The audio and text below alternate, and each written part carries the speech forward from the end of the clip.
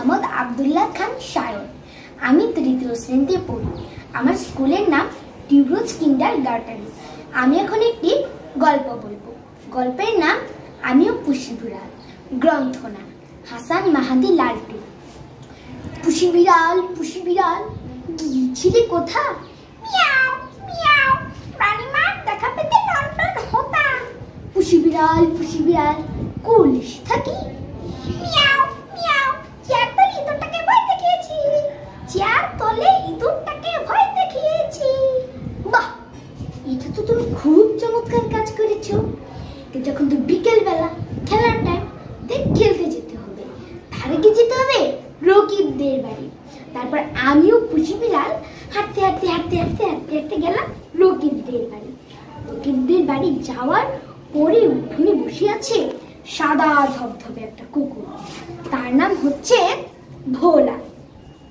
আমরা ভোলাকে বললাম, হে ভোলা, তুমি কেমন আছো? ভোলা বলল, আমি ভালো আছি, তোমরা কেমন আছো? আমরা বললাম, আমরা বেশ ভালো আছি। খেলতে যাবে না? রকিব কোথায়?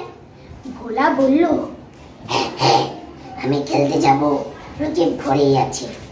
তারপর রকিব ঘর থেকে বেরিয়ে এসে বলল, বাহ, তোমরা সবাই চলে এসেছো, চলো আমরা সবাই খেলতে যাই।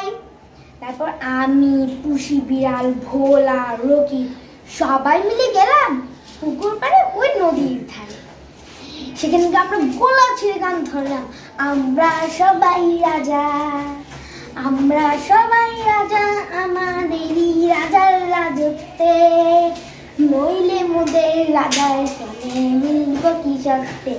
আমরা সবাই রাজা, আমরা সবাই রাজা, আমাদেরই রাজার রাজত্বে, নইলে মোদের রাজার সঙ্গে মিলব কি সত্যে।